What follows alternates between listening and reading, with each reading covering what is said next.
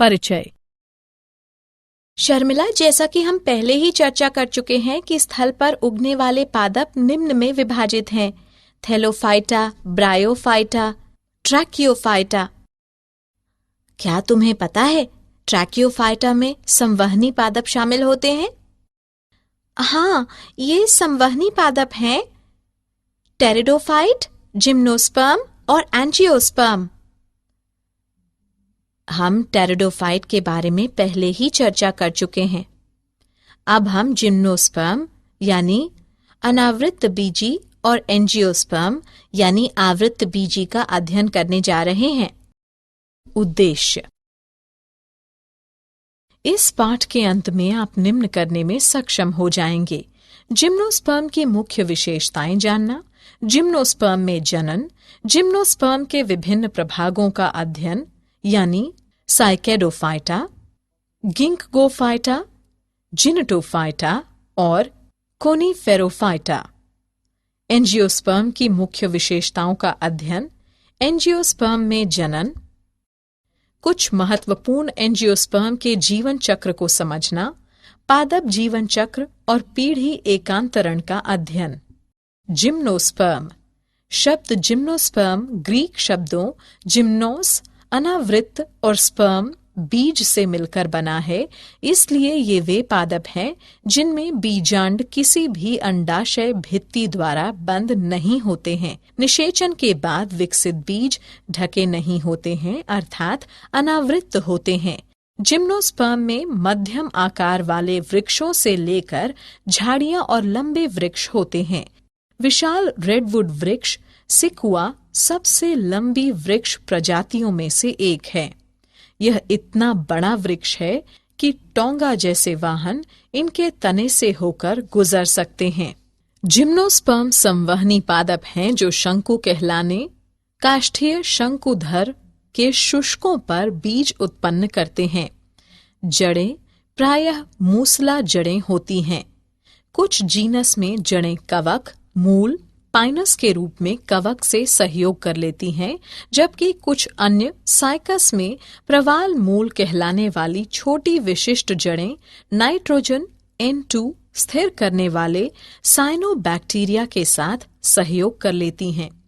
तने अशाखित साइकस अथवा शाखित पाइनस सीड्रस हो सकते हैं। पत्तियां सरल या संयुक्त होती हैं। साइकस में पिच्छाकार पत्तियां कुछ वर्षों तक रहती हैं। साइकेंड में पत्तियों का अंतस्थ गुच्छा और शंकुओं में बीज होते हैं। जिम्नोस्पर्म में पत्तियां अत्यधिक ताप, नमी और वायु को सहन करने के लिए अच्छी तरह से अनुकूलित होती हैं। कोनीफरों शंकु वृक्ष में सुई जैसी पत्तियां पृष्ठ क्षेत्रफल कम कर देती हैं। इनकी मोटी क्यूटिकल और गर्तिक रंध्र पानी की हानि कम करने में भी मदद करते हैं। जिम्नोस्पर्म सभी साइकैड में नर और मादा अलग अलग पौधे होते हैं। जिम्नोस्पर्म विषम बीजाणु होते हैं, जिसका अर्थ है कि वे अगुणित लघु बीजाणु और वृहद बीजाणु बनाते हैं। बीजाणुधानी में दो प्रकार के बीजाणु उत्पन्न होते हैं। बीजाणुधानी बीजाणुपर्ण पर होती हैं, जो सप्रिल की तरह तने पर लगे रहते हैं, और शलथ अथवा सघन शंकुधर या शंकु बनाते हैं। शंकु पर लघु बीजाणुपर्ण और लघु बीजाणुधानी होती हैं, जिन्हें लघु बीजाणुधानिक या नर शंकु कहते हैं। लघु बीजाणु बहुत ही न्यूनीकृत नर युग्मकोद्भिद में विकसित होते हैं। न्यूनीकृत युग्मकोद्भिद परागकण कहलाता है।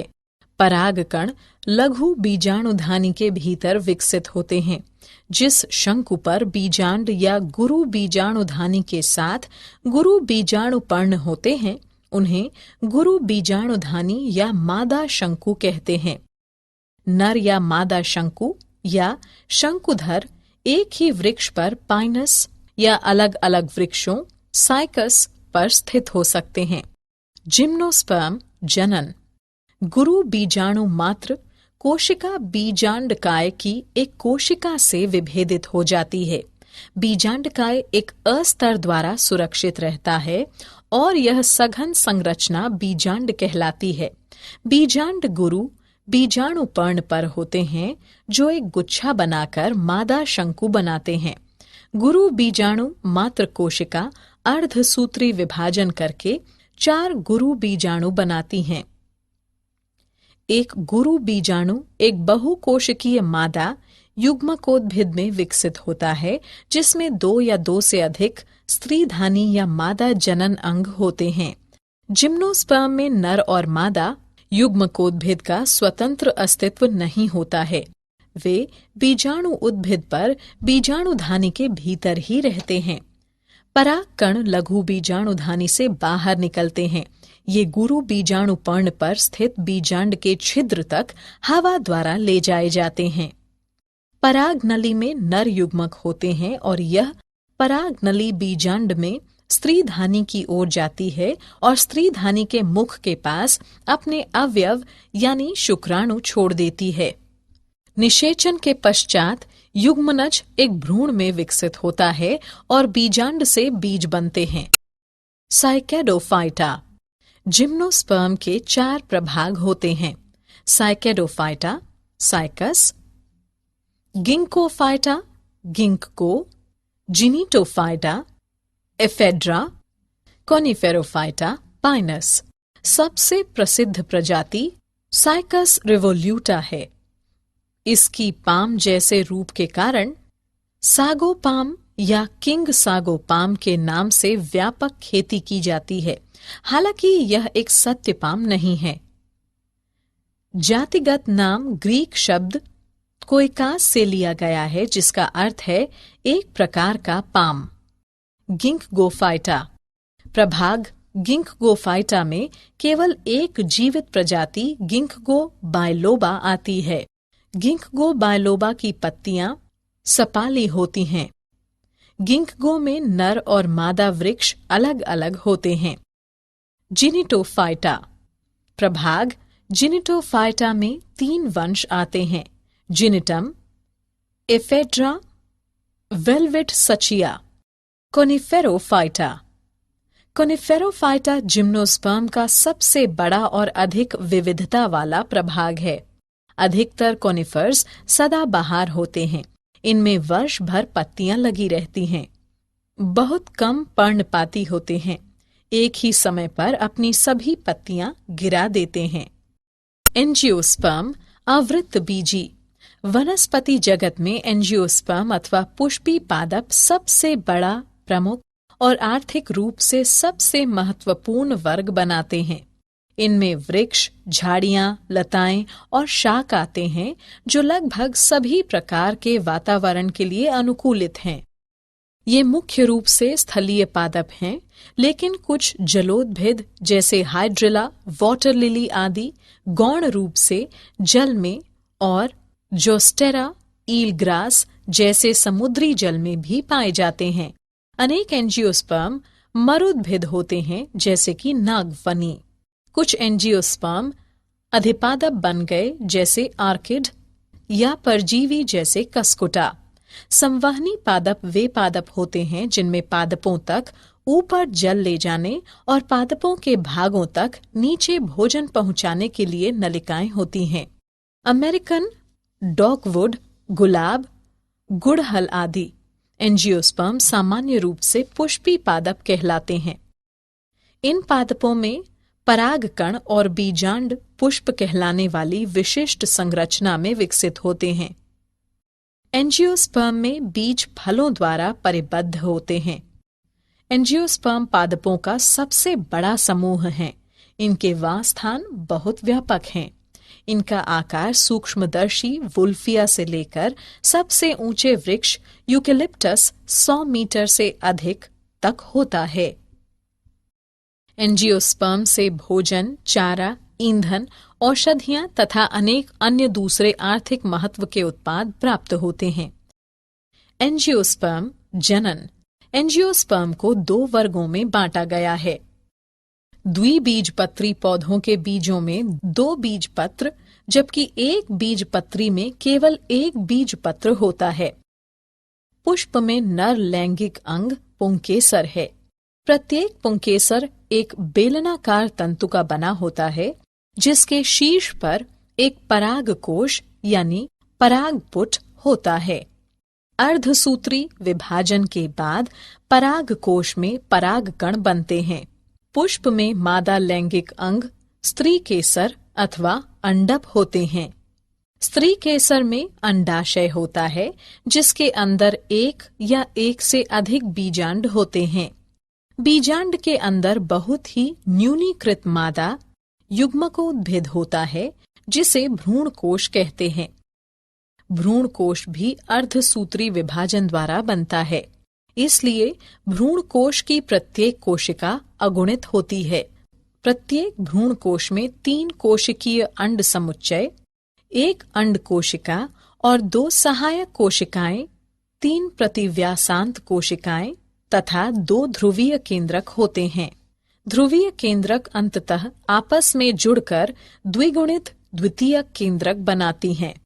परागकण परागकोश से निकलने के बाद हवा या विभिन्न अन्य एजेंसियों द्वारा स्त्री केसर के वर्तिकाग्र पर स्थानांतरित कर दिए जाते हैं। यह परागण कहलाता है। परागकण वर्तिकाग्र पर अंकुरित होते हैं और जिसके परिणाम स्वरूप परागनली बनती है। परागनली वर्तिकाग्र तथा वर्तिका के ऊतकों के बीच से होती हुई बीजांड तक पहुंचती है। परागनली भ्रूण कोश में प्रवेश करती है, जहां 2 नर युग्मक मुक्त होते हैं। इनमें से एक नर युग्मक अंड कोशिका के साथ संलयन करके एक युग्मनज यानी युग्मक संलयन बनाती है।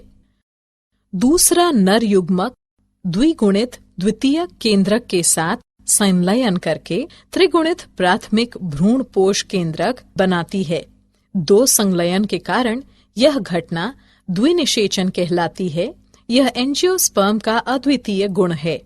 युग्मनज 1 या 2 बीजपत्र के साथ एक भ्रूण में विकसित हो जाता है और प्राथमिक भ्रूण पोष केंद्रक भ्रूण पोष में विकसित हो जाता है, जो विकसित हो रहे भ्रूण को पोषण प्रदान करता है।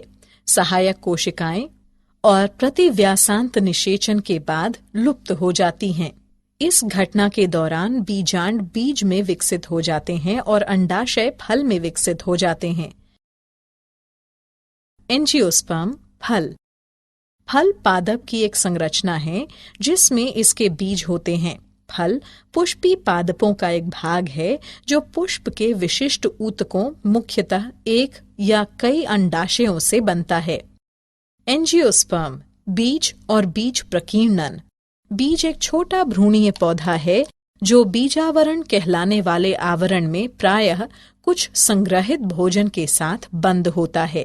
यह जिम्नोस्पर्म एवं एंजियोस्पर्म पादपों के परिपक्व बीजांड का उत्पाद है, जो निषेचन के बाद बनता है और मात्र पादप के भीतर कुछ वृद्धि करता है।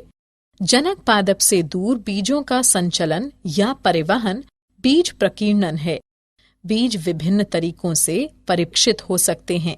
हवा द्वारा प्रकीर्णन, जंतुओं द्वारा प्रकीर्णन, पक्षियों द्वारा प्रकीर्णन, जल द्वारा प्रकीर्णन, मनुष्यों द्वारा प्रकीर्णन। पादप जीवन चक्र। पीढ़ी एकांतरण। पादपों की दोनों अगुणित और द्विगुणित कोशिकाएं सूत्री विभाजन यानी माइटोसिस द्वारा विभक्त हो सकती हैं। इसके कारण विभिन्न पादपकाय अगुणित तथा द्विगुणित बनते हैं। अगुणित पादपकाय सूत्री विभाजन द्वारा युग्मक बनाते हैं, जो युग्मकोद्भिद होता है। निषेचन के पश्चात युग्मनज भी सूत्री विभाजन द्वारा विभक्त होकर एक द्विगुणित स्पेरोफाइट या बीजाणुद्भदी पादपकाय बनाता है। अर्धसूत्री विभाजन द्वारा इस पादपकाय में अगुणित बीजाणु बनते हैं। बदले में ये सूत्री विभाजन द्वारा पुनः अगुणित पादपकाय बनाते हैं।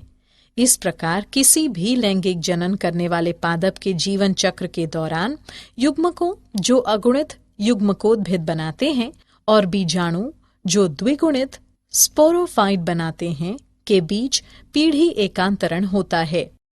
पीढ़ी एकांतरण अगुणितक जीवन चक्र। विभिन्न पादप समूहों में अलग अलग पीढ़ी एकांतरण पैटर्न पाया जाता है। अगुणितक जीवन चक्र में बीजाणु उद्भिद संतति में केवल एक कोशिकीय युग्मनज होता है। उसमें कोई मुक्त जीवी स्पोरोफाइट नहीं होता है। युग्मनज में मियोसिस विभाजन होता है, जिससे अगुणित बीजाणु बनते हैं। अगुणित बीजाणु में माइटोसिस विभाजन द्वारा युग्मकोद्भिद बनता है। ऐसे पादपों में प्रभावी प्रकाश संश्लेषी अवस्था मुक्तजीवी युग्मकोद्भिद होती है। उदाहरण वॉलवॉक्स, स्पायरोगायरा और क्लेमाइडोमोनास की कुछ स्पीशीज में इस प्रकार का पैटर्न होता है। पीढ़ी एकांतरण, द्विगुणितक जीवन चक्र। दूसरी तरफ एक और प्रकार है जिसमें द्विगुणित बीजाणुद्भिद पादप की प्रभावी प्रकाश संश्लेषी मुक्त प्रावस्था है। यह बहुकोशिकीय मृतजीवी या स्वपोषी मुक्त लेकिन अल्पायु अगुणित युग्मकोद्भिद के साथ एकांतरण करता है। उदाहरण कुछ शैवाल जैसे एक्टोकाप्रस, पॉलीसाइफोनिया, कैल्प और फाइकस अगुणितक द्विगुणितक हैं। पीढ़ी एकांतरण, अगुणितक द्विगुणितक जीवन चक्र। प्रभावी मुक्त प्रकाश संश्लेषी थैलसाभ अथवा सीधी अवस्था अगुणितक युग्मकोद्भिद में होती है और यह जुड़े रहने और पोषण के लिए पूर्ण अथवा आंशिक रूप से युग्मकोद्भिद पर निर्भर अल्पजीवी बहुकोशिकीय बीजाणुद्भिद के साथ एकांतरण करता है। युग्मोद्भिद प्रवस्था एक कोशिकीय से लेकर कुछ कोशिकीय अगुणित होती है। उदाहरण सभी बीज वाले पौधे अर्थात जिम्नोस्पर्म और एंजियोस्पर्म में यह पैटर्न होता है। मूल्यांकन। आगे बढ़ने से पहले आइए जानें कि आपने कितना सीखा है। सही विकल्प को उठाकर उसके संगत स्थान पर रखें। क्या आप जानते हैं? प्लांटी जगत को दो मुख्य श्रेणियों में बांटा गया है, गैर संवहनीय पादप, संवहनीय पादप। गैर संवहनीय पादपों में जल संवाही कोशिकाएं जाइलम नहीं होती हैं। इसका केवल एक प्रभाग ब्रायोफाइटा मांस तथा लिवरवर्ट है। संवहनी पादप जाइलम ऊतक, वास्तविक जड़, तने और पत्तियां इसमें शामिल हैं। टेरिडोफाइटा, जिम्नोस्पर्म तथा एंजियोस्पर्म। इन प्रभागों को प्रायः प्रभाग ट्रैकियोफाइटा में रखा जाता है। द्विनिषेचन की खोज 1 शताब्दी से भी पहले सर्जियस नावास्चिन द्वारा सेंट पीटर्सबर्ग, रूस में की गई थी। सारांश। आइए हमने जो कुछ सीखा है उसे संक्षेप में दोहराएं। जिम्नोस्पर्म वे पादप हैं जिनमें बीजांड अंडाशय भित्ति से ढका नहीं होता है। निषेचन के बाद बीज अनावृत रहते हैं और इसलिए ये पादप अनावृत बीजी पादप कहलाते हैं। जिम्नोस्पर्म लघु बीजाणु और गुरु बीजाणु उत्पन्न करते हैं जो लघु बीजाणुधानी और गुरु बीजाणुधानी में बनते हैं। ये धानियां बीजाणु पर्ण में होती हैं। पराग कोश में अर्धसूत्री विभाजन के पश्चात परागकण नर युग्मकोद्भिद बनते हैं। स्त्री केसर में एक अंडाशय होता है जिसमें बहुत से बीजांड होते हैं। बीजांड में मादा युग्मकोद्भिद या भ्रूण कोश होता है जिसमें अंड कोशिका होती है। पराग नली भ्रूण कोश में प्रवेश करती है जहां 2 नर युग्मकों को छोड़ देती है। एक नर युग्मक अंड कोशिका यानी युग्मक संलयन के साथ और दूसरा द्विगुणित द्वितीयक केंद्रक त्रिसंलयन के साथ संलयन करता है। 2 संलयन की यह घटना द्विनिषेचन कहलाती है और यह एंजियोस्पर्म का अद्वितीय गुण है। एंजियोस्पर्म में नर लैंगिक अंग पुंकेसर और मादा लैंगिक अंग स्त्री केसर एक ही पुष्प में होते हैं। प्रत्येक पुंकेसर में एक तंतु और एक पराग कोश होता है। एंजियोस्पर्म को 2 वर्गों में विभाजित किया गया है, द्विबीजपत्री और एक बीजपत्री। किसी भी लैंगिक जनन करने वाले पादप के जीवन चक्र के दौरान युग्मक उत्पन्न करने वाले अगुणित युग्मकोद्भिद और बीजाणु उत्पन्न करने वाले द्विगुणित बीजाणुद्भिद के बीच पीढ़ी एकांतरण होता है। हालांकि